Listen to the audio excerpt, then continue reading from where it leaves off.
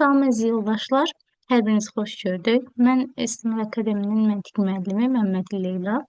Bu gün sizinlə kursumuzda 12 oktyabr tarixində keçirilən sınaq imtahanından məntiq suallarının izahına baxarıq. Elə isə başlayaq elə 51-ci sualda. Sualın şərtində qeyd olunub ki, qanun uyğunluğu müəyyən edin və sual işarəsinin yerinə uyğun ədədi yazın. Rebuslara aid bir sualdır. Biz sualın həllini düzgün cavabını tapmaq üçün qıraqda verilən ədədlərin hər birinin cəminə baxarıq ilk növbədə. Yəni 7 üstə 21, üzərinə 6, üzərinə 8, üzərinə 7 və üzərinə 11 gəldiyimizdə alırıq 60. Aldığımız 60-ı 2-yə böldüyümüz zaman alırıq 30. Yəni sualımızın qaydası bu cür oldu. Qıraqdakı ədədlərin cəmini 2-yə böləndə ortada verilən ədədin qiymətini taparıq. O zaman sual işarəsini tapmaq üçün biz 4 üstə 3 və 18, üzərinə 14, üzərinə 6 və üzərinə 5-i gəlirik. Yəni burada verilən qıraqdakı ədədləri toplayarıq. Cavabı alırıq 50. Aldığımız 50-ni 2-yə böldüyümüz zaman cavabı alırıq 25. 52-ci sual ardıcılığa aid sualdır. Ardıcılığa əsasən sual işarəsinin yerinə uyğun olan ədədi tapmalıyıq. Sualımızın qaydası necədir? 628 ədədində ilk növbədə ədədlərin özlərinin rəqəmlərinin cəminə baxırıq. Yəni 6 üzərinə gəl 2, üzərinə gəl 8. Bizə verər 16. 573 ədədinin rəqəmlərinin cəmini toplasaq alarıq 15. 446 ədədinin rəqəmlərinin cəmini toplasaq alarıq 14. 553 ədədinin rəqəmlərinin cəmi bizə verəcək 13 və biz sual işarəsinin yerinə rəqəmlərinin cəmi 12 olan variant seçməliyik. Bu da B variantıdır. 53-cü sual yenə rebuslarla bağlı olan bir sualdır və bizə müəyyən rəqəmlər verilib. 1, 55, 2, 10, 2, 25, 2, 40. Biz bunu bir elektron saat kimi düşünsək, ədədlərin arasında 15 dəqiqəlik fərq var. Yəni bu nə deməkdir? Əgər saat 1:55 isə biz onun üzərinə 15 dəqiqə əlavə eləsək 2:10 alarıq. Yenə 2:10 üzərinə 15 dəqiqə əlavə eləsək 2:25 alarıq. 2:25-in üzərinə 15 dəqiqə əlavə eləsək 2:40 alarıq və sual işarəsini tapmaq üçün yenə 2:40-ın üzərinə 15 dəqiqə əlavə eləməliyik. Düzgün cavabımız olacaq Y variantı. 54-cü sualla davam edək. Qanun uyğunluğu müəyyən edib sual işarəsi yerinə uyğun ədədi yazmalıyıq. 127 və 741 ədədindən 271 ədədi alınıb. Ədədlə heç bir hesablama əməliyyatı edilməyib. 127 ədədində ortada verilən 2 götürülüb yazılıb. 741 ədədindən 7 yazılıb və sondakı bir ədədi sona yazılıb. Məsələn, 264 və 817 ədədi yazmaq üçün 264 ədədinin ortasındakı ədəd, 817 ədədinin birinci ədədi və üçüncü ədədi yazılır. O zaman biz də sual işarəsini tapmaq üçün 897 ədədinin ortasında verilən ədədi, yəni 9-u yazmalıyıq. 301 ədədinin birinci ədədini 3 və sonuncu ədədini 1 yazarıq. Cavabımız olacaq 931. 55-ci sualda fərqli olan variantı seçməliyik. A variantı sosioloq, B variantı kulturoloq, D variantı arxeoloq, Y variantı psixoloq. Bunlar dördü də insandır. Epiloq isə ədəbiyyata aid bir sözdür. Ona görə də fərqli variant olacaq C variantı. Daha sonra 56-cı sualda. 56-cı sualda həmçinin rebuslarla bağlı olan sualdır. Suala yanaşmamız necədir? Çarpaz şəkillə baxırıq. Çarpaz şəkildə 9 vur 4 bizə verəcək 36. 36-dan yenə çarpaz şəkildə verilən 8 və 4-ün cəmini çıxmalıyıq. Bu da bizə verir 24. Və sual işarəsini almaq üçün çarpaz şəkildə 7 vur 6 bizə verəcək 42. 42-dən çıxarıq, çarpaz şəkildə verilən 6 və 5-in cəmini, yəni 11. 42-dən 11 çıxdığımız zaman sual işarəsinin yerinə tapırıq 31.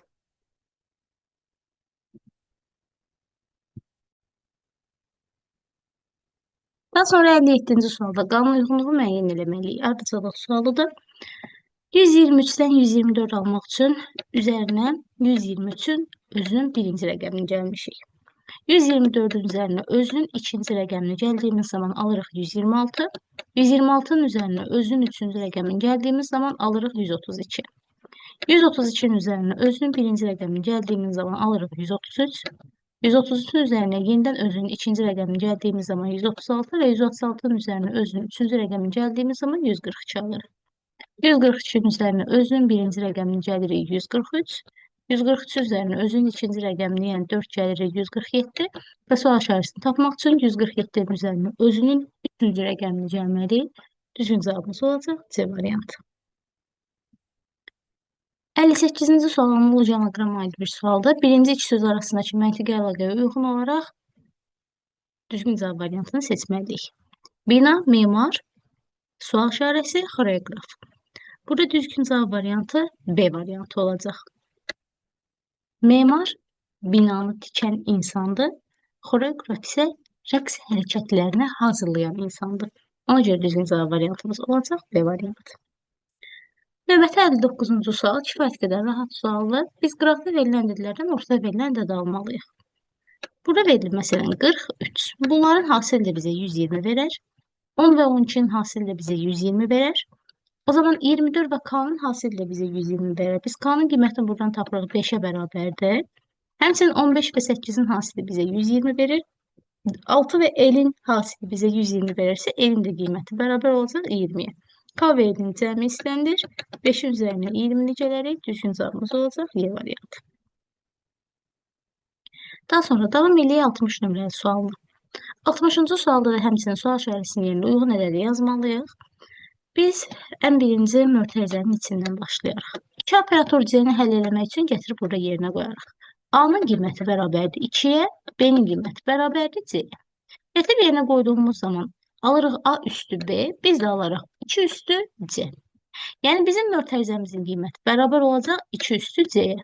Yanında operator 6 verilib və cavabımız 68'ə bərabərdir. Biz bu hissədən C-nin qiymətini tapmalıyıq. C-nin qiymətini tapmaq üçün biz bunu həll etmək üçün gətirib ən yuxarıda üstə qoyarıq. Çünki operator işarələrimiz eynidir. Operatorun sol tərəfi, yəni A-nın qiyməti bu səfər bərabərdir. Operatorun soluna, yəni 2 üstü C-yə. Operatorun sağ tərəfi, yəni B-nin qiyməti bərabərdir. Operatorun sağına, yəni 6'ya. İfadəni yerinə qoysaq alırıq. A üstə B kvadrat, yəni A-nın qiyməti 2C-dir. Üzərinə gələrək B-nin kvadratını, yəni 6'nın kvadratını. İfadəmiz bərabərdir 68'ə. Belə davam edilir. 2 üstü C plus 36 bərabərdir 68'ə. 2 üstü C bərabərdir 68 çıxılsın 36. Yəni 32'yə və tapırıq ki, C-nin qiyməti bərabər olacaq 5'ə. Yəni düzgün cavab variantımız olacaq A variantı. 61-ci sualda 8, 9, 3'dən 14 almalıyıq. 8 və 9'un üzərini bizə verir 17. 17'dən 3 çıxdığımız zaman cavabı alırıq 14. 9 və 13'ün cəmi bizə verir 22. 22'dən 6 çıxdığımız zaman cavabı alırıq 16. Və sual işarəsini tapmaq üçün 5 üstə 4'ün cəmi 9. 9'dan 3 çıxdığımız zaman sual işarəsinin qiyməti bərabər olacaq 6'ya. 62-ci sualda ədədlər bizə verilib və ədədlərə diqqətlə baxsaq bizə tanış gələ biləcək ədədlərdir və mahiyyəti nədir? Buradakı 11'in rəqəmləri 1'in kvadratı və 1'in kubu şəklində verilib. Məsələn, 48'ə ayrı-ayrılığa baxırıq. 48'də 4 2'nin kvadratıdır, digər 8 isə 2'nin kubudur. Məsələn, 9, 27'ni də bölürük. 9 3'ün kvadratıdır, 27 3'ün kubudur. Məsələn, 25 5'in kvadratıdır, 125 5'in kubudur. 36 6'nın kvadratıdır, 216 6'nın kubudur və s. Və bizim burada ötürdüyümüz ədəd diqqətlə baxsınız ardıcıl şəkildə 1, 2, 3 onlara aid kvadratlar və kublar verilib. Sual işarəsinin yerində olmalıdır 4'ün kvadratı və 4'ün kubu. 4'ün kvadratı 64, 4'ün kubu daha doğrusu 4'ün kvadratı 16, 4'ün kubu 64. Yəni düzgün cavab variantımız olacaq C variantı. 63-cü sualda mahiyyət nədir? Biz burada verilən ədədləri, məsələn 4 və 3'dən 46 almalıyıq, 5 və 2'dən 52 almalıyıq, 3 və 4'dən 18 almalıyıq və s. Burada bu 3 4'ün üzərində yazılıb, yəni 4 üstü 3 bizə verəcək 64. 64'ü tərsinə çevirmişik, yazmışıq 46. Məsələn, ikinci sətirdə buradakı 2 5'in üzərində yazılıb, 5'in kvadratı bərabərdir 25'e, 25 tərsinə yazılıb 52 kimi. Və buradakı 5'i silərik. 2 üstü 5 bərabərdir 32'ye. 32'nin tərsi bizə verəcək 23. Yəni düzgün cavab variantı A variantıdır. 64-cü sualda kvadratlarla bağlı olan bir sualdır. 5'in kvadratı 25'dir, 25 tərsinə yazılıb. 6'nın kvadratı 36'dır, tərsinə yazılıb. 7'nin kvadratı 49'dur, tərsinə yazılıb. Və 9'un kvadratı 81'dir, amma 81'i tərsinə yazar. Düzgün cavab variantı olar Y variantı. Növbəti 65-ci suala baxaq. 65-ci sual şifrələrlə bağlı olan bir sualdır. Biz ümumiyyətlə riyazi cəhətdən də bilirik ki, hər zaman mötərizənin içindən başlayır. Mötərizənin qiymətində, yəni içində məqam sözü verilib. Məqam sözünün yanında operator işarəsi verilib. O zaman biz eyni operatorun qaydasını bura yoxlamalıyıq. Yəni Zakir sözündə hansı əməliyyat aparılıbsa, biz də həmin əməliyyatı məqam sözünə tətbiq eləməliyik. Məsələn, baxırıq ki, Zakir sözünün birinci hərfi 4-cü yerə keçirilib. O zaman biz də məqam sözünün birinci hərfini 4-cü sıramıza yazarıq. Həmçinin Zakir sözünün ikinci hərfi sonuncu yerə keçirilib. Biz də məqam sözünün ikinci hərfini sonuncu sıraya yazarıq. Zakir sözünün üçüncü hərfi birinci yerə keçirilib.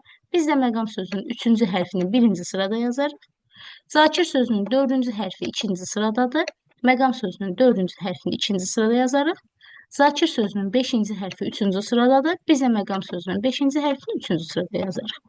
Yəni, məqam sözünə biz bu operator işarəsini tətbiq edədiyimiz zaman belə bir söz alırıq.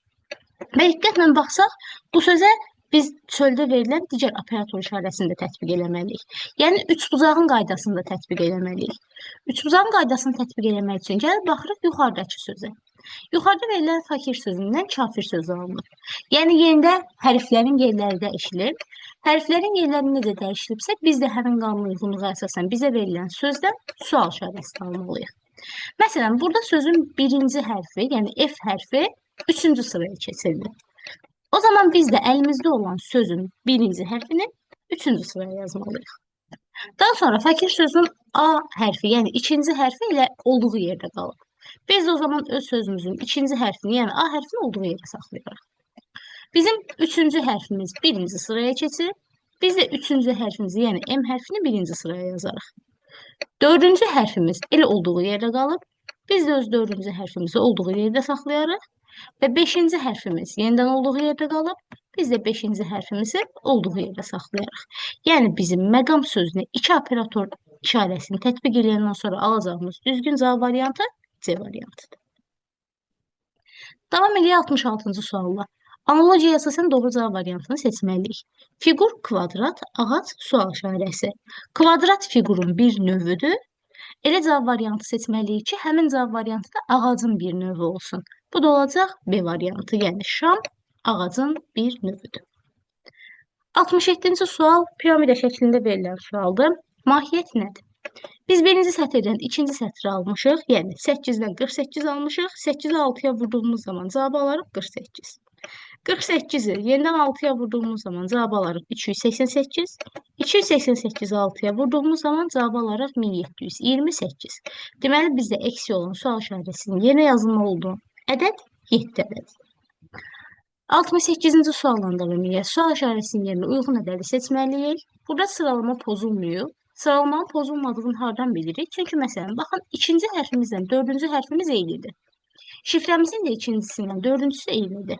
Biz o zaman əlimizdə olanlardan istifadə edib düzgün cavab variantını seçməliyik. Məsələn, biz bilirik ki, Z hərfinin şifrəsi 1-dir. Qeyd edək özümüz üçün. Daha sonra A hərfinin şifrəsi burada verilən 0-dır. M hərfinin şifrəsi 4-dür və həmçinin N hərfinin şifrəsi 6-dır. Məzaq sözü M hərfi ilə başlayır, yəni 4 şifrəsi ilə başlayır. Biz buna uyğun olaraq B variantı və Y variantını çıxa bilərik. İkinci verilən Ə hərfinin şifrəsi bizdə yoxdur. Üçüncü Z verilib. Z-in şifrəsi 1-dir. Dördüncü A hərfi verilib. A hərfinin şifrəsi 0-dır. Sonuncu H hərfi verilib. H hərfinin bizdə şifrəsi yoxdur. Biz həmin bu uyğunluğa əsasən, yəni dördüncü hərfimizin yerində 0 şifrəsi olmalıdır deyə A variantını atarıq. Qaldıq C və D variantlarının arasında. Diqqətlə iki variantın arasında ümumiyyətlə qaldığımız zaman diqqətlə baxmalıyıq variantların fərqinə. D variantının sonuncu şifrəsi 6-dır. Amma bizim məzaq sözünün sonuncu hərfi H hərfidir. H hərfinin şifrəsi 6 ola bilərmi? Ola bilməz. Çünki N hərfinin şifrəsi artıq 6-dır. Bizim məzaq sözündə N hərfi olmadığına görə D variantı səhvdir. Düzgün cavab variantımız qalacaq C variantı. Davam edelim 69 nömrəli suallar. Yenidən rebuslara aid bir sualdır və sual şərhəsinin yerinə uyğun ədədi yazmalıyıq. Mahiyyət nədir? Yuxarıda verilən 6 və 8 ədədinə bir baxırıq. 6 və 8-in hasili 48-ə bərabərdir.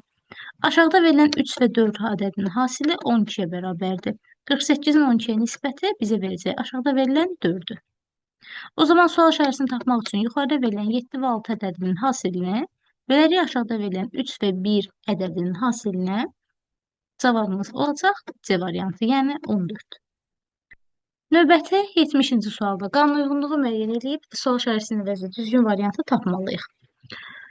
Ümumiyyətlə, fiqurların təpə nöqtələri müxtəlifdirsə, biz həmin fiqurların təpə nöqtələrindən istifadə edərik çox hallarda. 5 dairənin içərisindədir. Bundan 1 almışıq. 4 üçbucağın içindədir. Bundan 67 almışıq. Mahiyyət nədir? 5-in üzərində yazıblar 0. Yəni, fiqurun təpə nöqtələrinin sayını 5-in üzərində yazırıq. Üzərinə həmin təpə nöqtələrinin sayını gəlirik. Bərabərdir 1-ə. Məsələn, 4-ün üzərində yazılır. 4-ün sonundakı fiqurun təpə nöqtələri, yəni 4 üstü 3 bizə verəcək 64. 64-ün üzərində təpə nöqtələrinin sayını gəldiyimiz zaman düzgün cavab alırıq 67. Və biz 3 ilə 4-dən sual şərhəsini almaq üçün 3-ün üzərində yazırıq fiqurun təpə nöqtələrini, yəni 3 üstü 4. Üzərinə gəlirik təpə nöqtələrinin sayını. Bu ədədimizdə bizə verəcək 85, yəni A variantı. 71-ci sualda şifrələrlə bağlı olan sualdır. Ənənə sözündən müəyyən şifrə almışıq, çələng sözündən müəyyən şifrə almışıq. Aşağıdakı hərflərə uyğun olaraq düzgün variantı seçməliyik. Ənənə sözündən biz təkrarlanmalara əsasən müəyyən hərfləri tapa bilərik. Məsələn, 3 ədəd Ə hərfimiz var. 3 ədəddə bizə 5 şifrəsi verilib. Deməli, Ə hərfinin qarşılığı bərabər 5-ə. Həmçinin 2 ədəd N hərfi verilib. Şifrə olaraq da 2 ədəd 2 verilib. N hərfinin qarşılığı 2-yə bərabərdir. Daha sonra baxırıq məsələn aşağıda. Çələng sözündən müəyyən təkrarlamalara əsasən biz Ə hərfini tapa bilərik. 2 ədəd Ə var və 2 ədəd 5 var. Bunu zaten tapmışıq. Keçirik 3-cü suala. Həmçinin əngəl sözündə də 2 ədəd Ə hərfi var. Biz Ə hərflərinin qarşılıqlarının artıq 5 olduğunu bilirik. Həmçinin N hərfinin qarşılığının da 2 olduğunu bilirik. Və başqa hansı hərflər tapa bilərik? Diqqətlə baxsaq bizə L, C, Ç hərfləri də lazımdır. Və onu tapmaq üçün çələng və əngəl sözlərinə diqqətlə baxmalıyıq. Məsələn, əngəl sözündə biz C və L hərflərinin birinin 4, birinin 3 olduğunu bilirik. Amma hansının tam dəqiqliklə 4 və yaxud 3 olduğunu bilmirik. Zaten onların bizdən cəmini istədiyinə görə yerlərinin fərqi yoxdur. Məsələn, biz C hərfinin təqribi 4, L hərfinin təqribi 3 götürə bilərik. Və yaxud əksini də götürə bilərsiniz. C hərfi 3-ə bərabərdir, L hərfi 4-ə bərabərdir. Və biz buradan L hərfinin 4, 3 olduğunu və yaxud N hərfinin də 2 olduğunu, Ə hərflərinin 5 olduğunu tapandan sonra çələng sözündə Ç hərfinin tək qaldığını görürük və həmçinin şifrələrdə də bir rəqəminin tək qaldığını görürük. O zaman deyə bilərik ki, Ç hərfinin şifrəsi 1-ə bərabərdir. Və gəlirik aşağı. Bizə verilən ədədləri, yəni N, Ə, bunları yanaşı yazsaq, N hərfinin şifrəsi bərabərdir 2-yə, Ə hərfinin şifrəsi 5-ə bərabərdir. Bunların üzərində N var, yəni 2-ni yazırıq kvadrat kimi. Üzərinə gəlirik L və C-nin cəmini. Yenidən qeyd edirik ki, biz L və C-nin tam dəqiq qiymətlərini bilmirik. Amma birinin 4, birinin 3 olduğunu bilirik. Cəmlərinin yazsaq, tapırıq 7-yə bərabərdir və üzərində Ç hərfi var. Ç hərfində qiyməti 1-ə bərabərdirsə, biz bunu bu şəkildə 4 plus 3 üstü 1 şəklində yaza bilərik. Və tapdığımız rəqəmlərdə 25-in kvadratı bərabərdir 625-ə. Üzərinə gələrik 4 üstə 3 üstü 1 ədədini, yəni 7-ni. 625 üzərinə 7 gəldiyimiz zaman cavab alırıq 632-yə bərabərdir. Növbəti 72-ci sual cədvəllərlə bağlı olan bir sualdır. Biz 46 və 53-dən 31 almışıq. 46 və 53-dən 31 almaq üçün 46-dan çıxarıq 53-ün rəqəmlərinin hasilini. Alırıq 31. Və sual işarəsini almaq üçün 37 və 38 hesablamalıyıq. 37-dən çıxarıq 38-in rəqəmlərinin hasilini. Düzgün cavab variantımız bərabərdir D variantına. Növbəti 73-cü sual. Burada verilən ədədlərdən 72 almışıq. Həmin ədədlərin hamısının rəqəmlərinin hasili bizə 72 verir. Məsələn, 429-un da rəqəmlərinin hasili 72-dir. 833-ün də rəqəmlərinin hasili 72-dir. 626-ın da rəqəmlərinin hasili 72-dir. Həmçinin 346-ın da rəqəmlərinin hasili 72-dir. Və aşağı sırada baxsaq, 434-ün də rəqəmlərinin hasili 48-dir. 238-in də rəqəmlərinin hasili 48-dir. 618-in də rəqəmlərinin hasili 48-dir. Biz də o zaman cavab variantından elə bir variant seçməliyik ki, rəqəmlərinin hasili 48-ə bərabər olsun. Ona görə də düzgün cavab variantımız olacaq Y variantı. 74 nömrəli sualla davam edək. Yenidən qeyri-aşkar operatorlara aid bir sualdır. 42 və 79-dan 22 almalıyıq. İlk növbədə 42 və 79-un cəminə baxsaq, bu ədəd bizə verəcək 121. 121 11-in kvadratıdır. Yəni 121-dən kök çıxardarıq 11. Aldığımız 11 ədədini 2-yə vurduğumuz zaman alırıq cavabı 22. Məsələn, 96 və 48 ədədlərində də yoxlayaq. 96 üstə 48 bizə verəcək 144. 144-ü kökə saldığımız zaman ədədi alırıq 12. 12-nin 2 qatı bizə verəcək 24. Və biz 23 və 26-dan cavab almaq üçün 23 və 26-dan cavab bizə verər 49. 49-dan kök çıxararıq 7. 7-nin 2 qatı bizə verər B variantını, yəni 14-ü. 75 nömrəli suala baxaq. Aşkar operatorlara aid bir sualdır. Operatorun sol tərəfləri bir-birinə bərabərdir, yəni x-in qiyməti a-ya bərabərdir. Həmçinin operatorun sağ tərəfləri də bir-birinə bərabərdir, y-in qiyməti 7-yə bərabərdir. X-in və y-in qiymətini yerinə qoyduğumuz zaman yazarıq 2 vurulsun a, vurulsun 7, üzərinə gələrik a, çıxılsın 7. İfadəmiz bərabərdir 53-ə. Və bunu yığsaq alarıq 14a, üstəgəl a, çıxılsın 7 bərabərdir 53-ə. 14 A-nın üzərinə A gəldiyimiz zaman alırıq 15A bərabərdir. 7-nin də bərabərliyin digər tərəfinə keçirdiyimiz zaman alırıq 60. 15A 60-a bərabərdirsə A-nın qiyməti bərabərdir 4-ə. Yəni düzgün cavab variantımız olacaq B variantı. 76-cı sualda. Ədədlən və yenidən fiqurlardan istifadə olunub. 3-dən və təpə nöqtələrindən istifadə edib 25 almışıq. 3-ün kvadratının üzərinə təpə nöqtələrinin, yəni 4-ün kvadratına gəldiyimiz zaman alırıq 25. 5-in kvadratının üzərinə təpə nöqtələrinin, yəni 6-ın kvadratına gəldiyimiz zaman alırıq 61. 8-in üzərinə, daha doğrusu 8-in kvadratının üzərinə özün təpə nöqtələrinin 4-ün kvadratının üzərinə gəldiyimiz zaman düzgün cavab alırıq 80-ə bərabərdir. 77-ci sualda. Anakonda ilanın bir növüdür. Çülmə də balığın bir növüdür. Yəni, düzgün cavab variantımız olar D variantı. Növbəti baxırıq 78-ci suala. 78 nömrəli sualda, məsələn, P-nin qiyməti 36 verilib, D-nin qiyməti 10 verilib, C-nin qiyməti 60 verilib və s.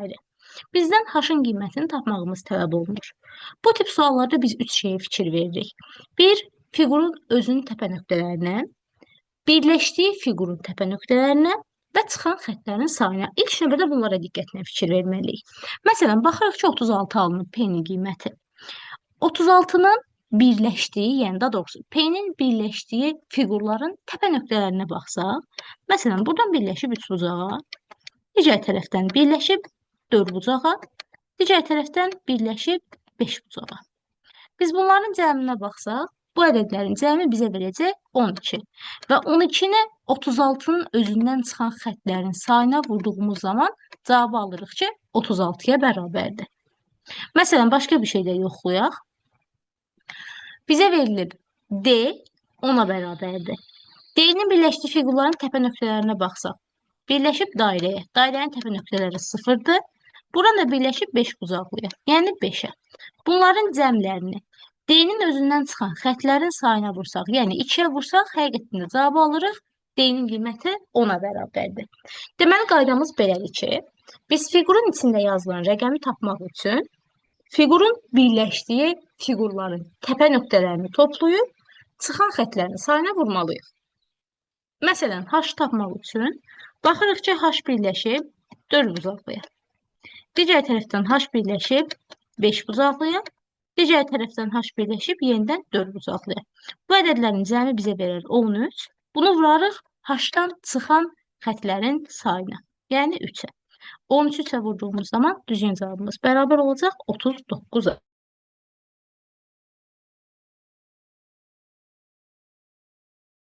Növbəti 79 nömrəli suala baxaq.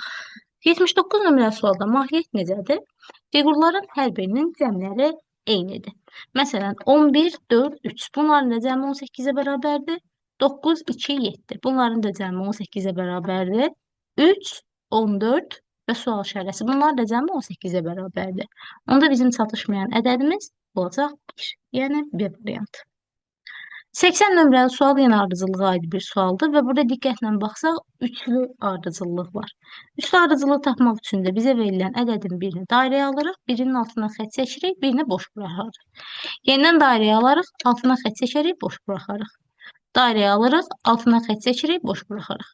Dairəyə alarıq, altına xətt çəkirik, boş buraxarıq. Yenidən dairəyə alarıq, altına xətt çəkib, boş buraxarıq. Dairəyə aldığımız ədədlər 1, 2, 3, 4, növbəti olacaq 5. Altına xətt çəkdiyimiz ədədlər 3, 6, 12, 24.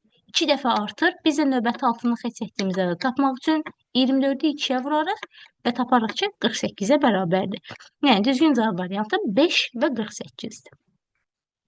Növbəti 81-ci sualda. Bizə verilən bu ədəddən, yəni 71.476-dan almışıq 2813. Ədədləri parçalamalıyıq. İlk 3 ədədin hasili, yəni 7 vur 1 vur 4 bərabər olacaq 28-ə. Son 2 ədədin cəmi bərabər olacaq 13-ə. Yenidən baxırıq, məsələn, növbəti burada. Baxırıq ki, 631 rəqəminin hasili, yəni 6 vur 1 vur 3 bərabərdir 18-ə. Sonda verilən 2 ədədin cəmi də 6-ya bərabərdir. Həmçinin cavabı tapmaq üçün də biz ilk verilən ədədləri 2 vur 4 vur 8. Bunların hansını taparıq? Bizə verər 64. Son verilən 2 ədədin isə cəmini taparıq. 9 üstü 3 bərabər olacaq 12-yə. Düzgün cavab variantımız bərabərdir D variantına. 83-cü sualda.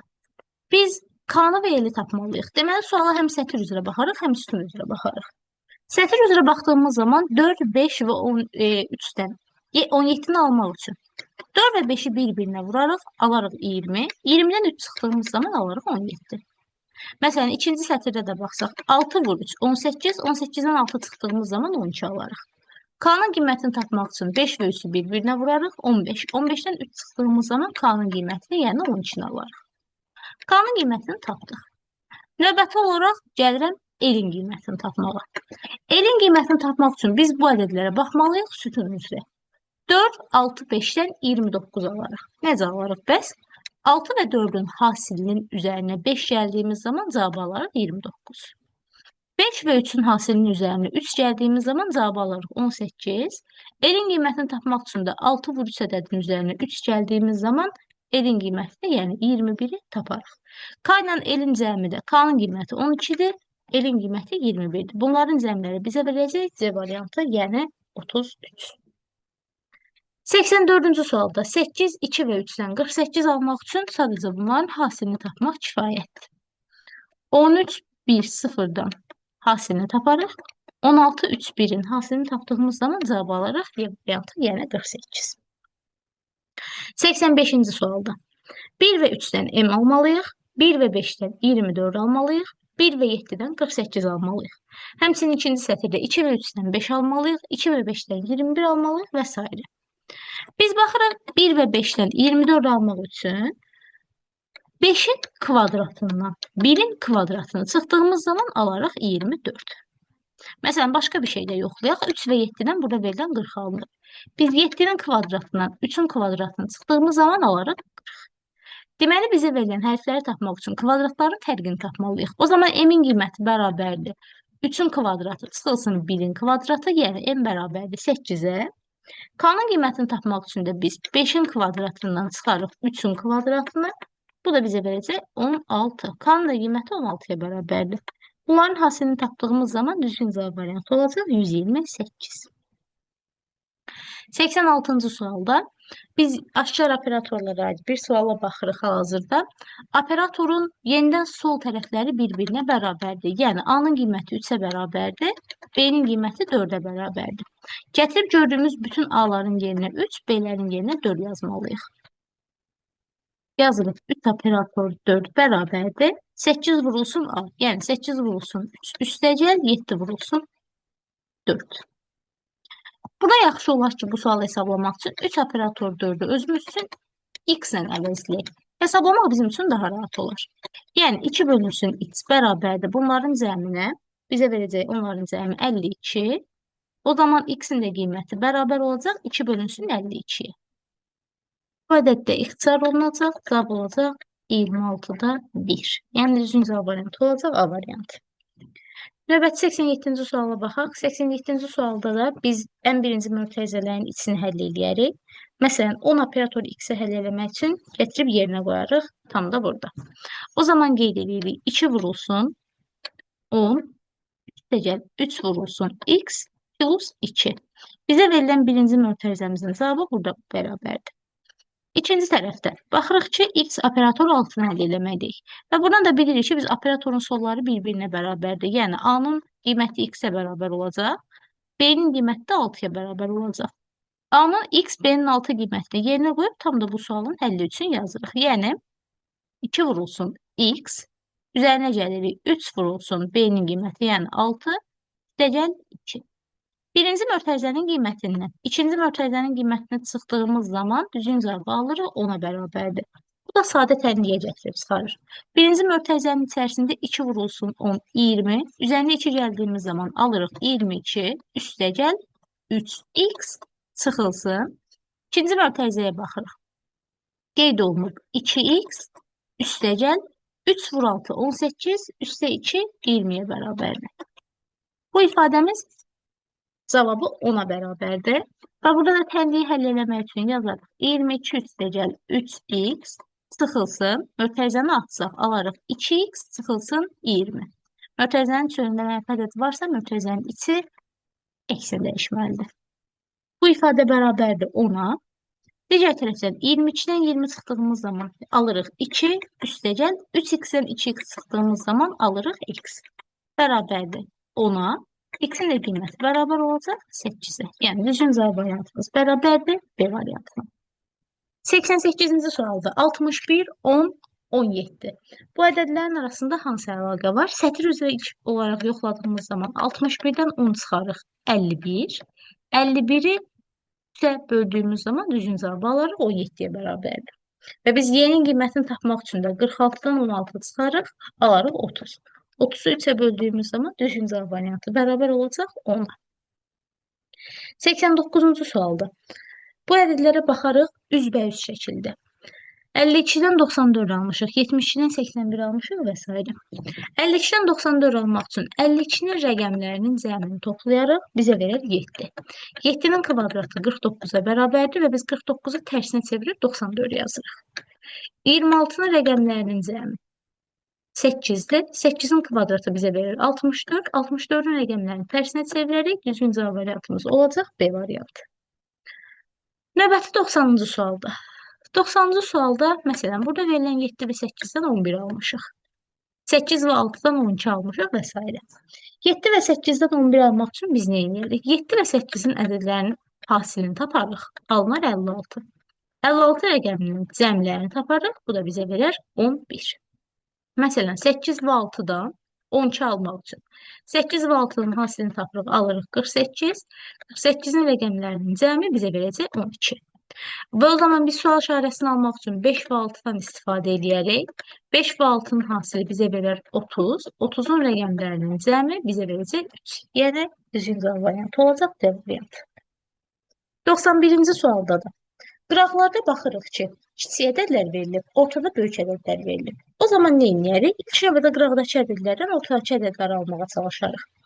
4 və 7-nin hasilinin üzərinə Sağda verilen 2 ve 3'ün hasiline geldiğimiz zaman düzgün cevap bize verecek 34. Mesela 8 ve 3'ün hasilinin üzerine 5 ve 1'in hasiline geldiğimiz zaman cevap alırıq 29'a beraberdir. Onda cevabı tapmaq üçün 3 və 4 ədədlərinin hasilinin üzərinə 5 vurulsun sual işarəsini və yaxud x-i gəldiyimiz zaman alarıq 22. 12'nin üzerine 5x geldiğimiz zaman 22 alırıq. 5x 10'a beraberdir. X'in de kıymeti 2'ye beraberdir. Yani sual işaretinin yerine yazılmalı olan ədəd 2'dir. Daha sonra yine düzgün cevap B variantıdır. 92. sualda qanuna uyğunluğa əsasən düzgün variantı seçməliyik. Bu tip suallara biz necə yanaşırdıq? Ya birinci toplama, çıxma, toplama, çıxma bu şəkildə yoxluyorduk. Alınmazsa çıxma, toplama, çıxma, toplama bu şəkildə yoxlayarıq. Baxırıq ki, bu sualda bu qayda ödəyəcək. Bir dəfə çıxarıq, bir dəfə toplayarıq. Bir dəfə çıxarıq, növbəti səfər toplayarıq. 12'den 5 çıxdığımız zaman cavab alırıq 7. 7'nin üzerine 8 gəldiyimiz zaman cavab alırıq 15. 15'ten 4 çıxdığımız zaman cavab alırıq 11. 11'in üzerine 1 gəldiyimiz zaman cavab alırıq 12'ye bərabərdir. Məsələn, başqa birində yoxlayaq aşağıda. Yenə çıxıb toplayarıq. Yenə çıxarıq, yenidən toplayarıq. 8'den 3 çıxdığımız zaman cavab alırıq 5. 5'in üzerine 12 gəldiyimiz zaman cavab alırıq 17. 17'den 7 çıxdığımız zaman cavab alırıq 10. 10 üzerine 8 gəldiyimiz zaman düzgün cavab bizə verəcək 18. Və sonunda cavabı tapmaq üçün biz yenə çıxarıq, toplayarıq, çıxarıq, toplayarıq. 11'den 7 çıxdığımız zaman cavab alırıq 4. 4 üstə 4 bizə verər 8. 8'den 6 çıxdığımız zaman cavab alırıq 2'ye bərabərdir. 2 üzerine 3 gəldiyimiz zaman sual işarəsini yerine yazarıq. 5 yəni A variantı. 93-cü sualda bizə fiqurlar verilir. Fiqurların qarşısında rəqəmlər verilib. Həmin rəqəmlərin nəyi ifadə elədiyini tapmalıyıq. Baxırıq ki, bu fiqurda nədən 5 dənədir, nədən 4 dənədir, nədən 3 dənədir. Diqqətlə baxsaq, fiqurun təpə nöqtələrindən 5 dənədir. Fiqurun içindəki parçaların sayından 4 dənədir. Və üçüncü verilən nədir bəs? Fiqurda neçə tip fiqur varsa, yəni neçə tip bölgü varsa, onların sayı verilib. Məsələn, biz baxırıq ki, bu fiqurda burada verilən üçbucaqlar bir tip fiqurdur. Bu ikinci verilən üçbucaq ikinci tip fiqurdur və üçüncü tip fiqurumuzda dördbucaqlıya bərabərdir. Yəni 3 tip fərqli fiqur var. Məsələn, bunu başqa birində yoxlayaq. Məsələn, burada yoxlayaq. Ən birinci verilən 4 təpə nöqtələrinin sayıdır. Həqiqətində 4 dənə təpə nöqtəmiz var. İkinci verilən 4 parçaların sayıdır. 1, 2, 3, 4 dənə içində parça var. Üçüncü verilən 4 isə bizə neçə tipdə, neçə fərqli fiqurun olduğunu bildirir. Diqqətlə baxsaq, bu üçbucaq tamam fərqlidir. İkinci verilən üçbucaq tamam fərqlidir. Üçüncü verilən fiqur tamam fərqlidir və dördüncü üçbucaq da tamam fərqlidir. Yəni 4 tip, 4 növ fiqurumuz var. O zaman biz de həmin sıralamaya uyğun olaraq birinci bunun təpə nöqtələrini yazarıq. 3'ə bərabərdir. İkinci olaraq neçə parçaya bölünübsə baxırıq ki, 5 parçaya bölünüb. Yazarıq 5. Üçüncü olaraq da neçə tip, neçə fərqli fiqur var bunun içərisində. Baxırıq ki, məsələn, bu fiqurla burada verilən fiqur birinci növdür. Bu fiqurla burada verilən fiqur ikinci növdür. Və bu üçbucağımız isə üçüncü tip fiqurdur.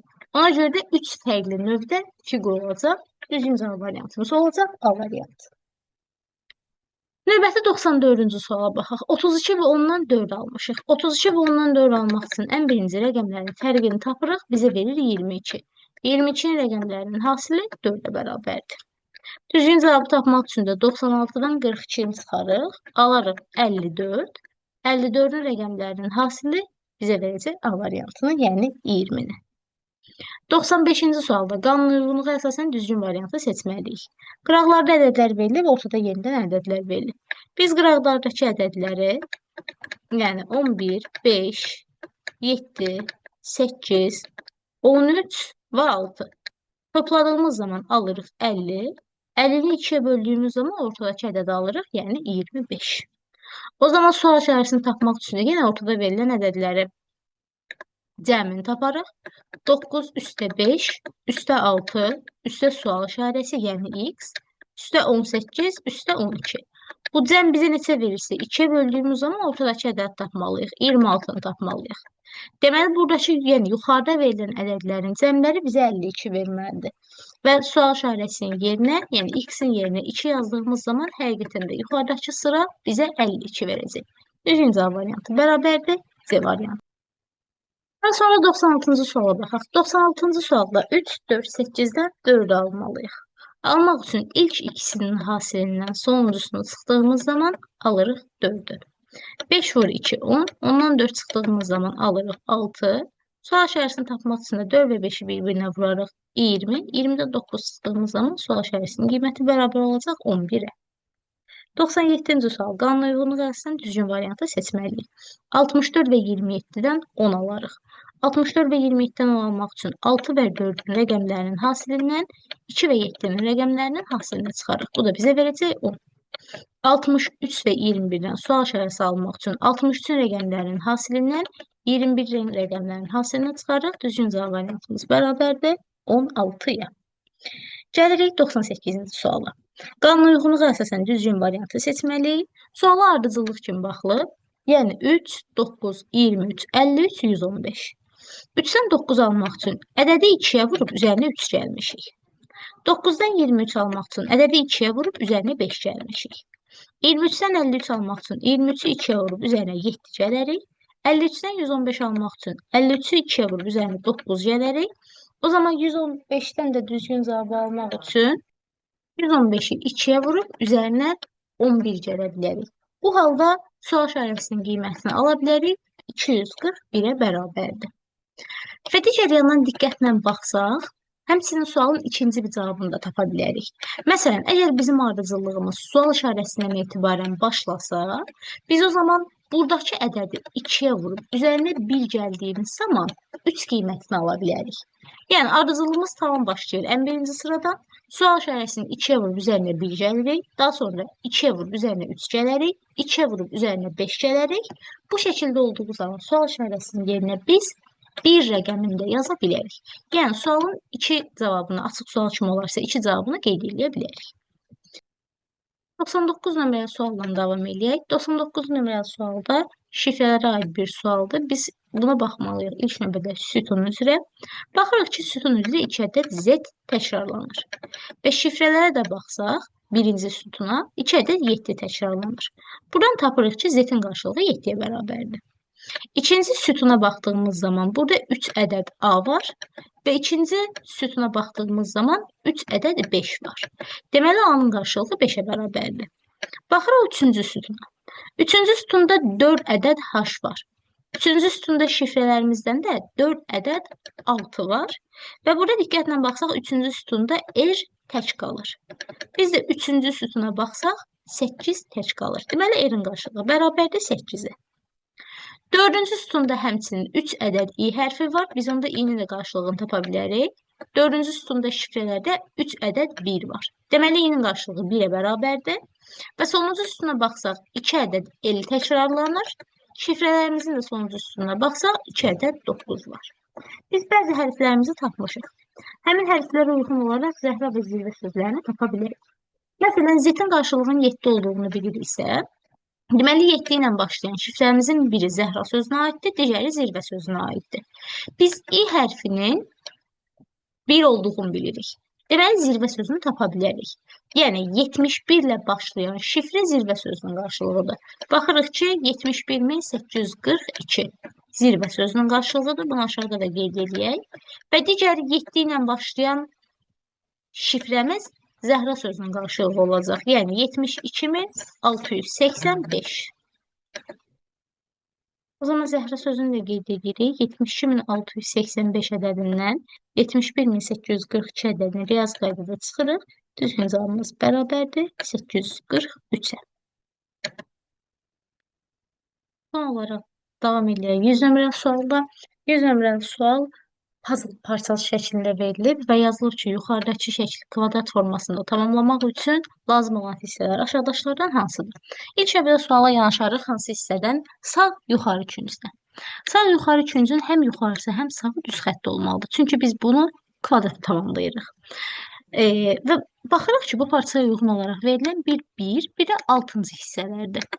1 və 6-cı hissələrdən bəs hansı biri uyğun olar? Diqqətlə baxsaq aşağıda bir qabarıq hissə var və biz qabarıq hissəni yalnızca 6-cı şəkildə verilənlə tamamlaya bilərik. Yəni puzzle kimi burada verilən çıxıntını, burada verilən çıxıntının üzərinə yerləşdirə bilərik.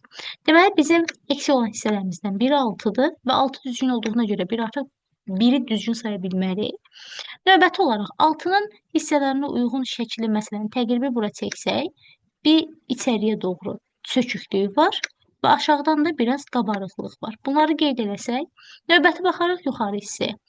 Və növbəti yuxarı hissə, yəni burada verilən fiqurun yuxarısını da düz xətlə tamamlamalıyıq ki, içəridə kvadrat əmələ gəlsin. Baxırıq ki, buna uyğun 2 və 3-cü şəkillərdir. Bəs 2 və 3-cü şəkli puzzle kimi tamamlamaq üçün diqqətlə baxsaq, bizə bir çöküklük verilib. Həmin çöküklüyü tamamlamaq üçün də 3-ün qabarıq hissəsini biz bura təqribi yerləşdirə bilərik.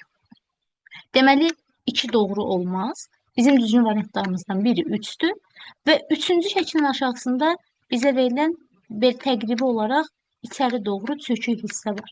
Həmin içəri doğru çökük hissəni 4-cü və 5-ci şəkildə 5-ci şəkil ödəyər. Çünki həmin çökük hissəni yalnız 5-in qabarıq hissəsi tamamlaya bilər. Deməli, düzgün cavab variantları olacaq 3, 5 və 6.